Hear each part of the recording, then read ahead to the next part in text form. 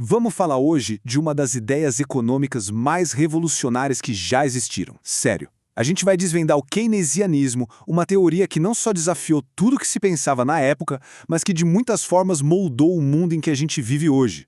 Pensa só nessa pergunta. Em uma crise econômica, o certo é cruzar os braços e esperar que tudo se resolva sozinho? Parece uma pergunta simples hoje, né? Mas olha, por muito, muito tempo, essa questão foi o centro do debate econômico. E a resposta que todo mundo dava era bem diferente do que a gente imagina. Então, vamos lá. Para a gente entender a revolução que Keynes causou, primeiro a gente precisa voltar um pouco no tempo e ver o que todo mundo acreditava antes dele aparecer. A ideia que dominava tudo era o tal do laissez-faire. Sabe o que isso quer dizer? Basicamente, deixa rolar. A crença era que a economia era tipo um organismo vivo, sabe? Que se você deixasse quieto, sem o governo se meter, ela ia se consertar sozinha, sempre encontrando o equilíbrio. Qualquer tipo de intervenção do Estado era vista como algo que só ia atrapalhar. E o pilar dessa crença toda era uma coisa chamada lei de Say. A lógica era a seguinte, bem simples. Se você produz alguma coisa, isso gera salários e lucros. E esse dinheiro é usado para comprar o que foi produzido. Ou seja, a oferta cria sua própria demanda. Faz sentido, né?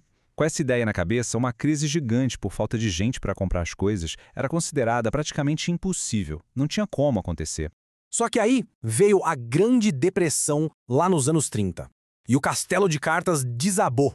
O desemprego foi lá para cima, a produção despencou e aquele modelo antigo de que tudo se consertava sozinho simplesmente não funcionava. O mundo precisava de uma nova resposta. E o palco estava montado para quem tivesse coragem de desafiar tudo.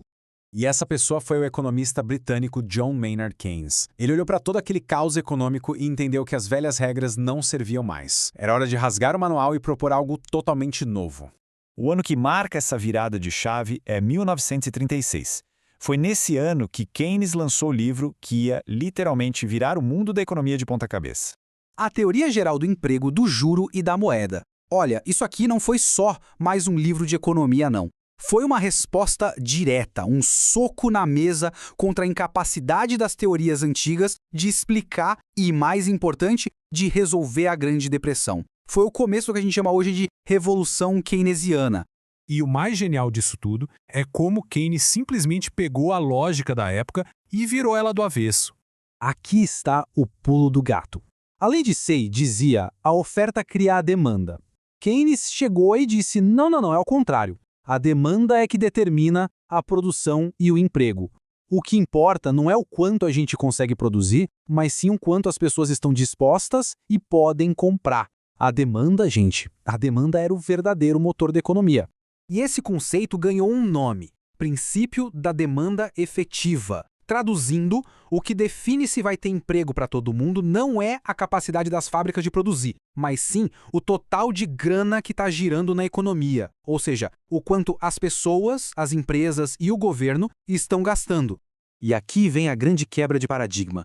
Para Keynes, uma economia em recessão podia, sim, ficar atolada. Ela podia ficar presa num buraco de desemprego alto e produção baixa por tempo indeterminado. Ele simplesmente não acreditava naquela força mágica e invisível que ia consertar tudo sozinha. A economia não se cura automaticamente.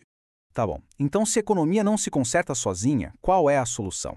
É aí que entra a parte mais famosa e polêmica da teoria de Keynes. A receita de bolo do Keynes era bem direta. Começa a recessão, certo? A gente já viu que a economia não vai se autocorrigir. Então, o Estado precisa intervir.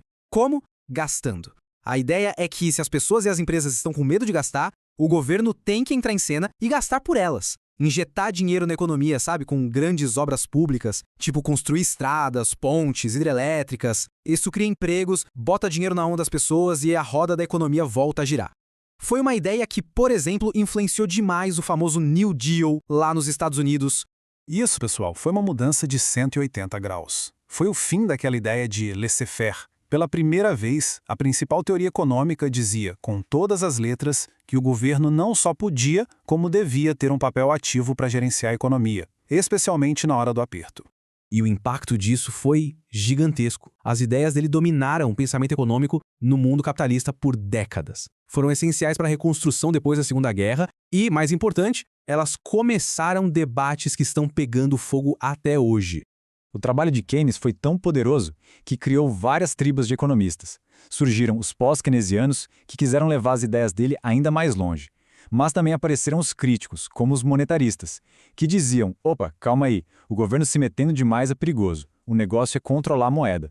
E tinha os fiscalistas, que seguiram a cartilha de Keynes à risca, focando nos gastos e impostos. O debate, como se pode ver, ficou muito mais interessante. E tudo isso nos leva à grande pergunta que Keynes deixou no ar e que continua super atual. Qual é o limite? Quanto de governo na economia é o ideal? E quanto já é demais? Esse debate que ele começou lá atrás, no meio de uma crise histórica, nunca foi tão relevante. Uma ideia que continua a nos desafiar e a moldar o nosso mundo.